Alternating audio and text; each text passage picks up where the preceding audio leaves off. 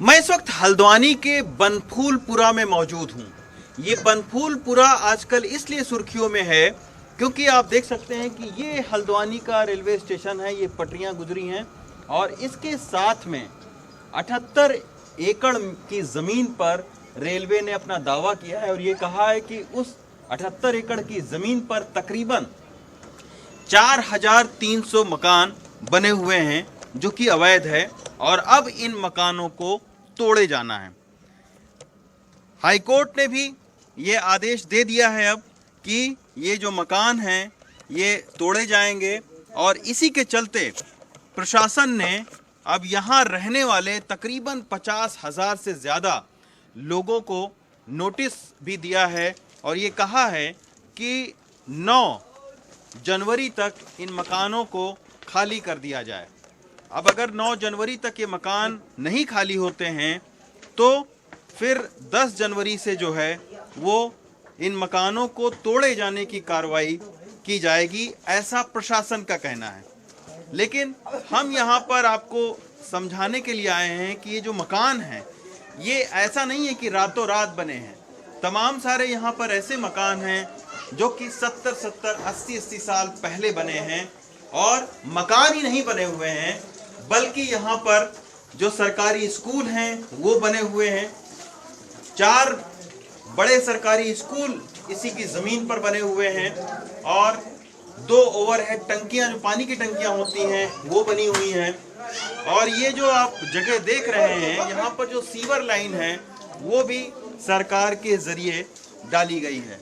तो अब इसी के चलते ये बहुत ही घना इलाका है और यहाँ पर 4300 मकान और उनमें रहने वाले 50,000 से ज़्यादा लोग इस बात को लेकर डरे हुए हैं कि ज़िंदगी भर की जो कमाई इनके मकान में लगा है बनाने में, जो घर को जो यहाँ सालों से रहते आए हैं, अब उनका आशियाना उजड़ने का डर है। और यही वजह है कि अब तमाम सारे जो स्वयंसेवी संस्थाएं हैं, जो यहाँ के लोग हैं, वो सुप्रीम कोर्ट गए हैं और उन्होंने सुप्रीम कोर्ट का दरवाज़ा खटखटाया है। हालांकि हाई कोर्ट से ये लोग ज़रूर जो है वो हार चुके हैं, लेकिन अब सुप्रीम कोर्ट की ओर निगाहें लगी हुई हैं क्योंकि हमने देखा कि दिल्ली में खोरी गांव में, जो फरीदाबाद का खोरी गांव है, वहां पर भी तकरीबन 5,000 मकानों को तोड़ा गया, लेकिन सुप्रीम कोर्ट ने साफ किया था उस मामले में कि इनका पुनर्वास किया जाए।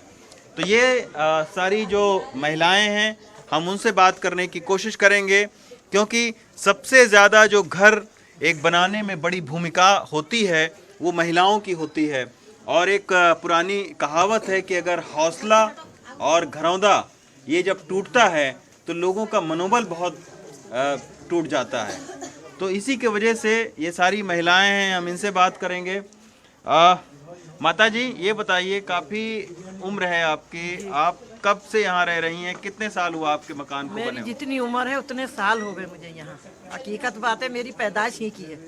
मेरे हाँ, मेरा मैका भी है ये मैंने अपना घर बनाया है। बड़ी उससे मेरा आदमी भी नहीं है, मैंने बड़ी मेहनत से, बड़ी जिस इज्जत से अपना घर बनाया। उसको दिल ये हो रहा है कि हमारा अब लुट जाएगा तो क्या रहेगा। कुछ नहीं है, हम कुछ नहीं करने वाले, हमारे सिरों पे से छत है, कैसे हम कहाँ जाएंगे ये बताइए। जब हमने बनाया था जब ही क्यों नहीं इन्होंने रोक लगाया, जब ही क्यों नहीं करा। और इनकी तो ये जगह है ही नहीं, ये तो इनकी ज़बरदस्ती है अपनी जगह मानने के लिए, समझे। इन्होंने कोई जगह यहाँ से वहाँ तक, वहाँ से फेंका हमें यहाँ को, अब यहाँ से भी हमें उठा रहे हैं। तो क्यों उनकी लाइन 3 दफ़े बदल गई है, अब फिर ये उठाना चाह रहे हैं, तो क्यों उठाना चाह रहे हैं ये बताइए। आपके घर में कमाने वाले कौन कौन लोग हैं? बस एक बेटा है, कोई नहीं है। अच्छा, हाँ, बेटियां हैं 2 बेटियां हैं। इस मकान में आप रहते हैं? हाँ, ये बड़ी उससे बनाया, अब इसका कर्जा भी पूरा नहीं दिया गया है। हम जैसे मीटिंगें उठा रहे हैं, लोग सब उठा उठा के वो लगा रहे हैं, ब्याज पे पैसा ले लेके लगाया है हमने। तो यही सबसे बड़ी दिक्कत है कि ये मकान ऐसा नहीं कि रातों रात बन गए हैं, बहुत पुराने मकान भी हमने देखे हैं। थोड़ा करके बना रहे हैं हम, थोड़ा बनाया, फिर कमरा बना लिया, कभी लेटरिन बाथरूम बना ली, कभी ऐसे कर करके हमने बनाया। और फिर हमें नल बत्ती सब कुछ हमें दी है। क्यों दी है, क्यों बिल ले रहे हैं इसका जब से रोक क्यों नहीं करी उन्होंने, जब बिल भी ले रहे हैं, बत्ती भी और हमारे उनके घरों का वो भी दे रहे थे, टैक्स भी दे रहे थे, अब इन्होंने सालों से बंद कर दिया। लेकिन एक चीज हम देख रहे हैं कि बिल्कुल पटरी से बिल्कुल लगा हुआ ये सारे मकान हैं। ये पटरी आगे लाए हैं, पहले इनकी गोला में थी इनकी पटरी, उसके बाद इन्होंने फिर लाए हैं, तो इन्होंने वहाँ पीछे भरा हुआ जहाँ ऊंचा सा उस जगह पे थी पटरी इनकी, फिर वहाँ से ये यहाँ को लाए हैं पटरी। अच्छा, आपका कौन सा मकान है? मेरा इधर है पल्ली तरफ। अच्छा, आपका कितने साल पुराना है मकान? मेरे बहुत साल हो गए, 60 साल हो गए मुझे यहाँ रहते हुए। अच्छा, 60 साल हो गए। मेरी नल बत्ती वोल्टेज सभी, वो वोल्टेज नहीं है मेरा, सिविल लेन का सब है यहाँ पर। जब इनको ये थी तो यहाँ पर मतलब जब बस रहे थे, जब ही नहीं बसना चाहिए ना, इनकी जगह थी तो जब का सो रहे थे क्या ये रेलवे वाले। जब अच्छा, पुनर्वास के लिए कुछ अभी तक बोला है कि आप लोगों को चलिए यहाँ अगर मकान गिरा रहे हैं तो कहीं आपको देंगे कोई?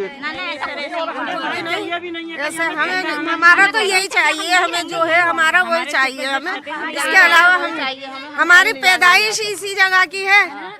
60 साल की मेरी उम्र हो गई, मैं पैदा यहीं पर हुई हूँ, मेरे सारे बहन भाई मेरे माँ बाप सब यहीं के, मेरा नानी नाना दादी दादा सब यहीं के हैं। लेकिन अब तो हाई कोर्ट ने ये बोल दिया है ना कि भाई ये मकान तोड़े जाएं। ऐसा कुछ नहीं, अगर तोड़े जाएंगे तो हमारी जान पे हम अपनी जान कर देंगे, हम नहीं तोड़ने जाएंगे। हम कहाँ जाएंगे, हम गरीब लोग इतनी मेहनत से हमने अपने घर बनाए, कब से हमारे काम 60-70 साल की उम्र हो गई हमारी। कोई हमारे यहाँ कमाने वाला कोई नहीं, एक बेटा है बस, और कोई नहीं है हमारे पास। कितनी मेहनत से हमने घर बनाए, ये हमारे भी हस्बैंड नहीं है, खाली अब एक बेटा है हमारे कमाने वाला बस, उसकी भी कोई कमाई है नहीं, कुछ आमदनी के जरिए नहीं है बिल्कुल भी। हम यही और किराया कहाँ से देंगे? जाएंगे ब्याज पे पैसा ले लेंगे। नहीं, लेकिन अब आप 9 तारीख तक का नोटिस दिया हुआ है कि आप मकान को खाली कर दीजिए, तो कोई खाली किया है किसी ने? करेंगे ही नहीं हम। हम तो जान दे देंगे, घर नहीं देंगे अपना। बस 2016-17 में भी यही आदेश हुआ था कि यह मकान खाली कराया जाए। उस समय नेता प्रतिपक्ष माननीय इंदिरा हृदय जी ने सुप्रीम कोर्ट का दरवाज़ा खटखटाया था, तो इन लोगों को राहत मिली थी। और जो ये खेल हो रहा है, ये एक राजनीतिक खेल है, एक षड्यंत्र के तहत इन गरीब लोगों को यहाँ से उजाड़ने का काम किया जा रहा है। यहाँ पर एक चीज़ मैं आपको बताना चाहता हूँ, ये कोई रेलवे की जगह नहीं है, क्योंकि रेलवे अभी तक अपना कोई पुख्ता सबूत साबित नहीं कर सका है। यहाँ पर लोगों की आईडी बनी हुई है, आधार कार्ड बने हुए, पहचान पत्र बने हुए, सिविल लाइन पड़ी हुई है, बिजली यहाँ पर मौजूद है, ये लोग मतदान भी करते हैं। अभी जो विधानसभा का चुनाव हुआ था उसमें प्रधानमंत्री जी जोगिंदर रौतेला जो भाजपा के प्रत्याशी थे उसमें प्रचार करने के लिए आए थे, लेकिन ये मुस्लिम बहुल क्षेत्र है, यहाँ ने इन लोगों ने एक तरफा वोट कांग्रेस प्रत्याशी सुमित हृदय जी को दिया था। 28,000 वोट मुस्लिम समाज को यहाँ से पड़ा। उस भेदभाव की वजह से ये कार्य इस बस्ती में किया जा रहा है। यहाँ मछली बाजार हमारा 50-60 साल पुराना मछली बाजार था, उसे भी उजाड़ने तौर पर कहीं न कहीं राजनीति भी शामिल है। लेकिन अब चूंकि हाईकोर्ट का आदेश हो चुका है इन मकानों को तोड़ने का, सुप्रीम कोर्ट में ये मामला गया हुआ है और अब देखते हैं कि सुप्रीम कोर्ट अपनी सुनवाई में क्या कुछ कहती है। लेकिन एक बहुत ही बड़ा ये एक मुद्दा बन रहा है, क्योंकि अलग अलग जो राजनीतिक पार्टियां हैं, अभी समाजवादी पार्टी का एक डेलीगेशन जो है वो लखनऊ से आया है, सांसद एसटी हसन के नेतृत्व में। इसी तरीके से जो कांग्रेस के यहाँ के जो विधायक हैं वो कांग्रेस के हैं।